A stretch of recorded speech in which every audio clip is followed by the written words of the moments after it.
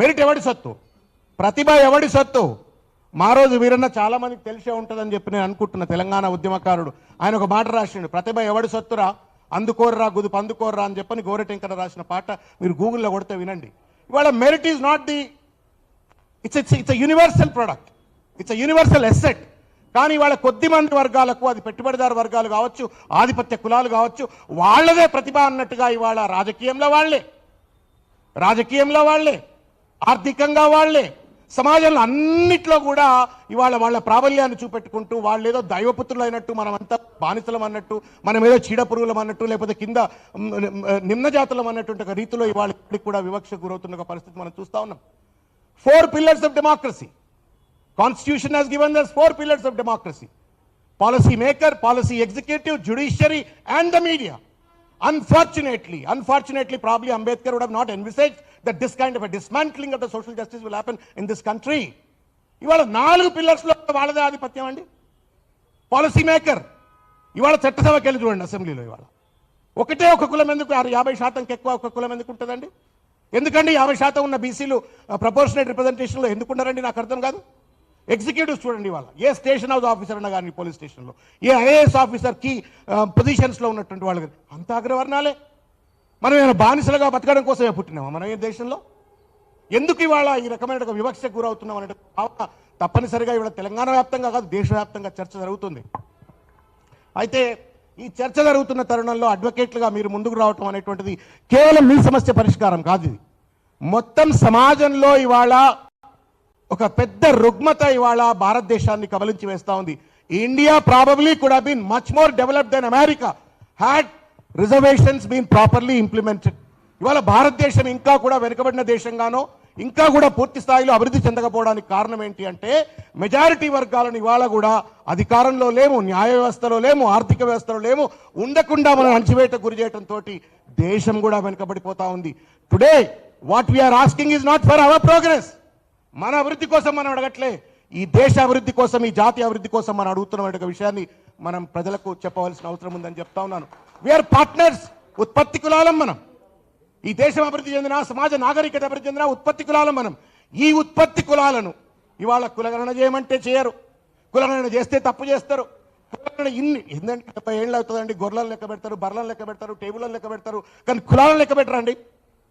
మరి మిగతా కులాలను లెక్క పెట్టాడు, మమ్మల్ని ఎందుకు లెక్క పెట్టరంటే లెక్క పెట్టామని చెప్పని వాళ్ళ దాటవేత ధోరణి పాల్పడుతున్న పరిస్థితి చూస్తూ ఉన్నాం. ఎక్కడికక్కడ ఒక వివక్ష. నేను ఇంతకుముందు డేటా చూస్తూ ఉన్నా, అన్న ఇచ్చిన డేటా బాధ కలిగించే అంశం. ఈ సమాజానికి తెలియాలా, నాకు కూడా తెలియదు ఇప్పటిదాకా చూస్తుంటే.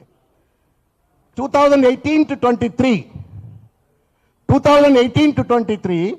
601 జడ్జిల అపాయింట్ అయితే 76% అగ్రకులాలు. 76% అగ్రకులాలు. ఎస్సీలు, దళిత బిడ్డలు, అంబేద్కర్ వారసులు 3%, ఎస్టీలు 1.5%, బీసీలు 50-60% అని చెప్పుకుంటాం, 12%, మహిళలు 15%, మైనారిటీలు 5.32%. ఇదేం అన్యాయం అండి? మాకు చదువు రాదా? మాకు విజ్ఞత లేదా? Can we not argue in front of a court? వచ్చి జస్టిస్ ముందు నిలబడి మనం మిగతా వర్గాలతో సమానంగా మనం ఆర్గ్యూ చేయలేమా? నేను ఇవాళ చూస్తూ ఉన్నా చాలాసార్లు. లాస్ట్ 10 years జడ్జిలు ఎవరైతే నియామకాలు అయినాయో, పేర్లు తీసుకోవచ్చో తీసుకోలేదో, but then I'm a democrat, so I can do that. Justice I can, thank you.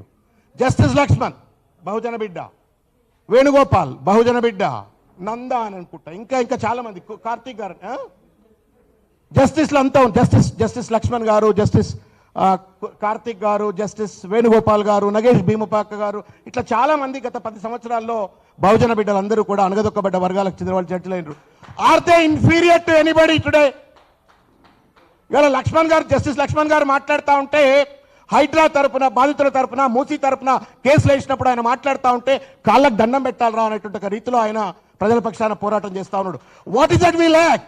ఏం తక్కువైంది మనలో? చదువుకున్నాం కదా, అందరితో సమానంగా చదువుకున్నాం కదా.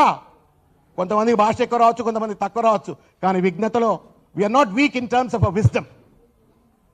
లీగల్ నాలెడ్జ్లో కానీ, విజ్డమ్లో కానీ మనమేం చిన్నవాళ్ళం కాదు కదా.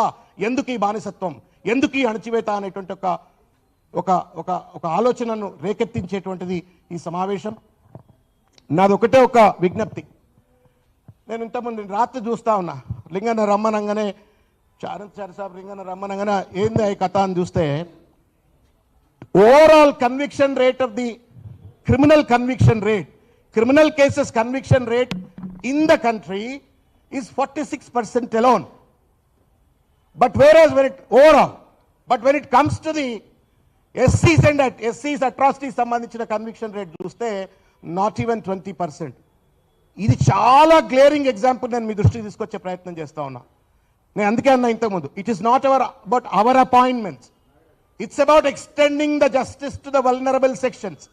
ఇవాళ మన వర్గాలే గనక జడ్జిలుగా ఉన్నట్టయితే, మన వర్గాలే గనక జ్యుడిషియరీ ఆఫీసర్స్గా ఉన్నట్టయితే ఆ 20% 60% కాదా, 100% కాదా? అవుతుందా కాదా చెప్పండి? తప్పనిసరిగా అవుతుంది. ఇవాళ అందుకే అంటాం కదా, బాధ తెలిసినోడికి బాధితుడి యొక్క సమస్య అర్థమవుతుంది. ఇవాళ పెద్ద కులాల వాళ్ళు పెద్ద పెద్ద జడ్జిలుగా ఉండవచ్చు కానీ they may not have the empathy, but మనకు ఎంపతి ఉంటుంది. మనం ఒక మాదిగ బిడ్డకో, ఒక మాల బిడ్డకో, ఒక ముదిరాజు బిడ్డకో, ఒక గొల్ల బిడ్డకో, ఒక విశ్వకర్మ బిడ్డకో జడ్జిగా కూర్చున్నట్టయితే ఆ వర్గాల వారు పడేటువంటి ఒక బాధ అర్థమవుతుంది. ఆ వర్గాలకు ఏ రకంగా న్యాయం అందించాలంటే ఒక విఘ్నతతో సోయితో జస్టిస్ లక్ష్మణ్ ఎట్లయితే ఇవాళ మూసి హైడ్రా బాధితుల పక్షాన పెద్ద ఎత్తున గొంతేసుకొని వాళ్ళ పాలకవర్గం చేస్తున్నట్టు తప్పిదాలను ఎత్తి చూపుతున్నారో అదే రకంగా జ్యుడిషియరీ ఆఫీసర్స్గా చేసే ఒక పరిస్థితి ఏర్పడుతుంది. కాబట్టి మిత్రులారా, నాకు ఈ అవకాశం కల్పించి ఇక్కడికి మీరు ఆహ్వానించినారు. మీతో పాటు నేను కూడా ఈ మధ్య కాలంలో నల్లకోట వేసిన. I join your fraternity. నాకు long pending dream in my life, the very noble profession ఇది.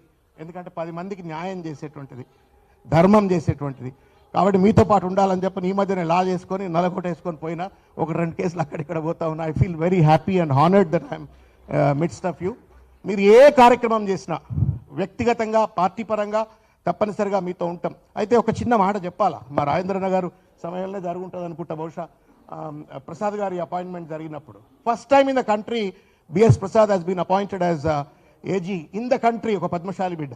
That he's been done by the previous BRS government, KCR గారు. దాని ఫలితం ఏమైంది? దాదాపు 50-60% లీగల్ ఆఫీసర్స్ అంతా కూడా, మళ్ళా జ్యుడిషియరీ ఆఫీసర్స్, లీగల్ ఆఫీసర్స్ అంతా కూడా బీసీలు, ఎస్సీలు